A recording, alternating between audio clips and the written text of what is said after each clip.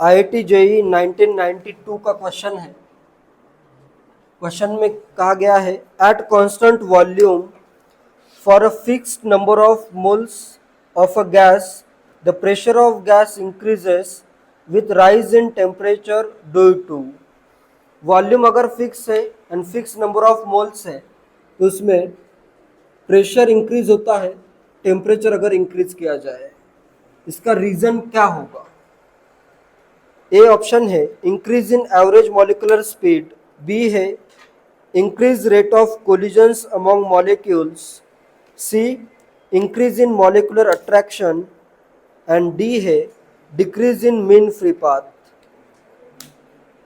क्या आएगा answer? Temperature बढ़ाने पे प्रेशर बढ़ता है, वॉल्यूम कांस्टेंट है, ठीक है, तो इसमें क्यों बढ़ रहा है, रीजन क्या होगा? केटीजी का इसमें यूज करो।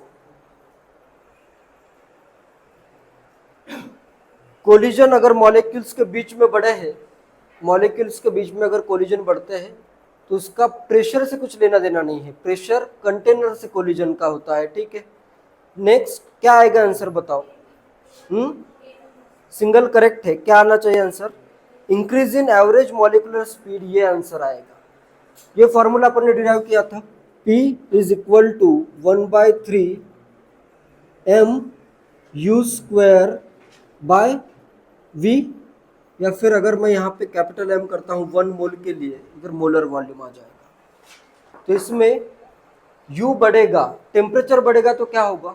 एवरेज स्पीड बढ़ जाएगी, एवरेज स्पीड बढ़ेगी तो मोमेंटम ज़्यादा ट्रांसफर होगा, तो फोर्स भी ज़्यादा लगेगा, प्रेशर भी ज़्यादा लगेगा। तो रीज़न क्या होगा? Increase in average molecular speed, ठीक है। नेक्स्ट IIT JEE 1995 का क्वेश्चन है longest mean free path stands for. किसका मीन फ्री पाथ लॉन्गेस्ट होगा? H2 है, N2 है, O2 है एंड Cl2 है। किसके लिए आएगा लैम्बडा मैक्सिमम? H2 के लिए lambda is equal to 1/√2 pi sigma square n star है। तो इसमें सिग्मा क्या है? डायमीटर है, मॉलिक्यूल का डायमीटर, सिग्मा आता है डायमीटर या कोलिजन डायमीटर है। डायमीटर जिसका सबसे कम होगा उसके लिए लैम्बडा मैक्सिमम होगा। डायमीटर किसका कम होगा? H2 सबसे स्मॉल होगा, हाइड्रोजन की रेडियस बहुत कम होती है, ठीक है। इसके लिए सिग्मा क्या होगा? मिनिमम H2 के लिए, तो लैम्बडा आ जाएगा मैक्सिमम। आंसर है H2। IIT JEE 2000 का क्वेश्चन है, दो स्टेटमेंट दिए हैं, असर्शन रीजन टाइप है, ठीक है। स्टेटमेंट 1 है the pressure of a fixed amount of an ideal gas is proportional to its temperature. अगर मेरे पास fixed amount of ideal gas है तो उसका प्रेशर टेम्परेचर के डायरेक्टली प्रोपोर्शनल होगा, is proportional to its temperature. Correct है या इनकरेक्ट? करेक्ट है, प्रेशर इज डायरेक्टली प्रोपोर्शनल तो आ जाएगा टेम्परेचर। ये है statement 1। Amount of gas fix है, ये भी मैं करेक्ट एज्यूम करता हूँ, ये भी करेक्ट ही है। यहाँ पे क्या आ जाएगा? वॉल्यूम भी कांस्टेंट आ जाएगा, ठीक है। P/T भी क्या हो जाएगा? P is proportional to T, तो P/T भी क्या आएगा? कांस्टेंट आ जाएगा, ठीक है। इसी को तो प्रोपोर्शनल कहते हैं। क्लियर है? स्टेटमेंट 2 दिया है, statement 2 frequency of collisions and their impact both increase in proportion to the square root of temperature. Frequency of collision and their impact both increase.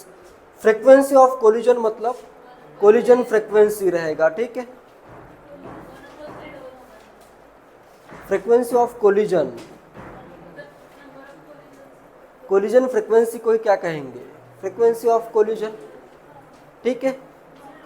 तो यहाँ पे आएगा ये Z11 इज प्रोपोर्शनल टू दिया है √T is proportional to square root of temperature.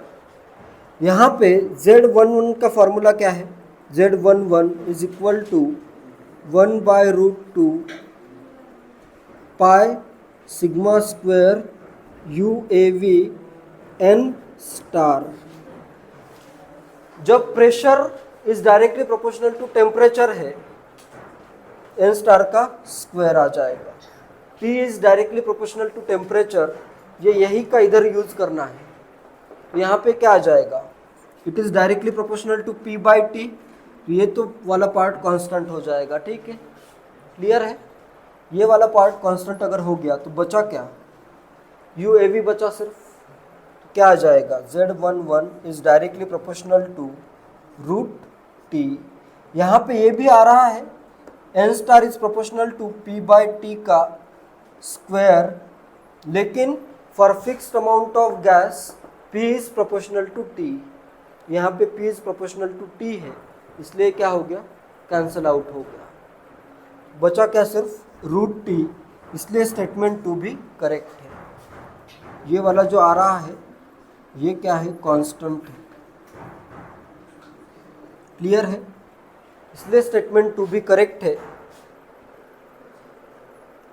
Both statement 1 and 2 are true and statement 2 is not the correct explanation for statement 1। Collision frequency √2T पे depend करती है, ये इसका कुछ रीज़न नहीं है। ठीक है, रीज़न नहीं है, ये अलग स्टेटमेंट, ये भी अलग स्टेटमेंट है, P प्रोपोर्शनल टू T। तो आंसर आ जाएगा बी ऑप्शन। JEE एडवांस 2014 में क्वेश्चन है, कॉम्प्रहेंशन दिया है और नीचे 2 क्वेश्चन पूछे हैं। X and Y are 2 volatile liquids with molar weights of 10 gram per mole and 40 gram per mole respectively. 2 cotton plugs, one soaked in X and the other soaked in Y, are simultaneously placed at the ends of tube of length L equal to 24 centimeter as shown in the figure. The tube is filled with an inert gas at 1 atmosphere pressure and a temperature of 300 Kelvin. Tube में क्या present है? Inert gas present है। Vapors of X and Y react to form a product which is first observed at a distance d centimeter from the plug soaked in X. Take X and Y to have equal molecular diameters and assume ideal behavior for inert gas and the 2 vapors। सबका behaviour क्या है? Ideal है। ये figure दिया है, ऐसे एक tube है जिसका लेंथ कितना है? 24 सेंटीमीटर। इधर X है, इधर से Y है। इसका मॉलिक्यूलर मास 10 ग्राम पर मोल, इसका मॉलिक्यूलर मास 40 ग्राम पर मोल। टोटल लेंथ कितनी है? 24 सेंटीमीटर। कौन सा फास्ट मूव होगा? जिसका मॉलिक्यूलर वेट कम है, ये फास्ट मूव होगा। तो कहीं पे यहाँ पे मिलेंगे, तो ये डिस्टेंस अगर मैं लूँ x, तो ये डिस्टेंस कितना हो जाएगा? 24 minus x centimetre. Next, rate of x by rate of y is equal to under root molecular weight of y by molecular weight of x। Molecular weight of y ये कितना आ जाएगा? 40/10, 4 under root 4, 2 आ जाएगा।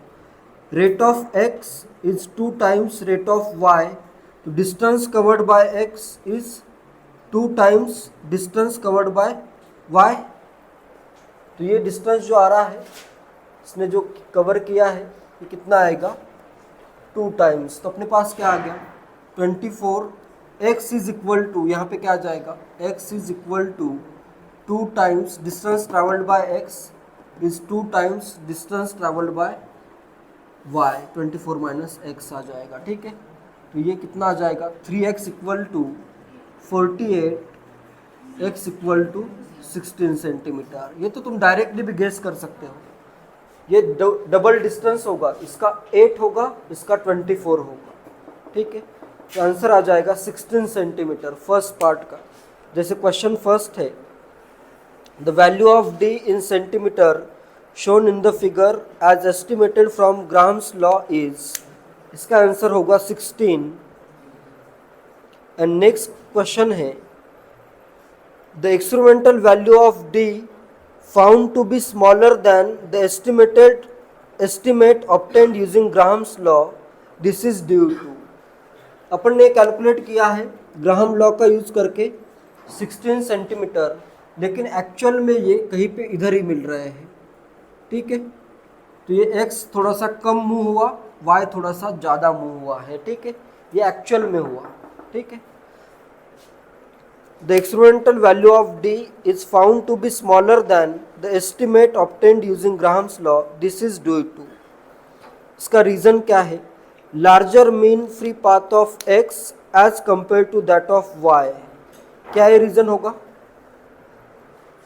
Mean free path lambda is equal to 1/√2 pi sigma square n star आता है। इसमें क्या दिया है, दोनों का मॉलिक्यूलर डायमीटर सेम दिया है x एंड y का, तो दोनों का मीन फ्री पाथ क्या होगा, सेम ही होगा। ठीक है, तो ये a जो दिया है एंड b जो दिया है larger mean free path for y as compare to that of x, a and b दोनों क्या है, रॉन्ग है। ठीक है, C, increase collision frequency of Y with the inert gas as compared to that of X with the inert gas, and D दिया है increase collision frequency of X with the inert gas as compared to that of Y with the inert gas। collisions किसके ज़्यादा हो रहे हैं ऐसे लग रहा है, यहाँ पे इनर्ट गैस के मॉलिक्यूल से किसके कोलिजन ज़्यादा होंगे, जिसके भी कोलिजन ज़्यादा होंगे वो कम मूव करेगा। ठीक है, जैसे x के कोलिजन ज़्यादा हो रहे हैं इसलिए क्या हुआ, कम मूव हुआ, y के कोलिजन्स रिलेटिवली कम हुए इसलिए ये ज़्यादा मूव हुआ है। ठीक है, क्लियर है, तो आंसर क्या आएगा, डी ऑप्शन आएगा, increase collision frequency of x with the inert gas as compare to that of y with the inert gas, because of more number of collisions less distance is covered। ठीक है, ज़्यादा collision हुए यहाँ पे इसलिए कम distance से cover कर पाया, तो इसका आंसर आ जाएगा डी ऑप्शन। जे एडवांस 2016 का क्वेश्चन है, the diffusion coefficient of an ideal gas is proportional to its mean free path and mean speed, the absolute temperature of an ideal gas is increased 4 times and its pressure is increased 2 times. As a result, the diffusion coefficient of the gas increases x times. The value of x is, diffusion coefficient of ideal gas is proportional to, diffusion coefficient है कुछ, it is proportional to mean free path and average velocity u average, and अगर आता है तो ये multiply होगा हमेशा। ठीक है, तो नेक्स्ट लैम्बडा क्या है अपने पास, 1/√2 pi sigma square n star, ये सब कांस्टेंट है। n स्टार टेम्परेचर और प्रेशर पे डिपेंड करता है, n star is directly proportional to p/t। ठीक है, इट इज n/v है, तो ये p/t के डायरेक्टली प्रोपोर्शनल होगा, तो lambda is directly proportional to 1/n star, मतलब इधर क्या आ जाएगा, t/p आ जाएगा, it is directly proportional to t/p into uv, average velocity या मीन वेलोसिटी कितनी है, 8RT/πm, तो इधर आ जाएगा ये √2√t आ जाएगा। ठीक है, √t आ जाएगा। तो बस क्या हुआ है अभी, टेम्परेचर कितना टाइम्स हुआ है, 4 times, and pressure 2 times. Directly भी कर सकते हो, 4 टाइम्स इंटू √4 टाइम्स, कितना हो गया 4 इंटू √4, और प्रेशर हुआ है 2 टाइम्स, इससे डायरेक्टली आंसर 4 आएगा। या फिर ऐसे भी कर सकते हो, इनिशियल टेम्परेचर T लो, फाइनल टेम्परेचर कितना हो जाएगा, 4 इंटू T हो जाएगा। इनिशियल प्रेशर P लो, फाइनल प्रेशर कितना हो जाएगा, 2p हो जाएगा।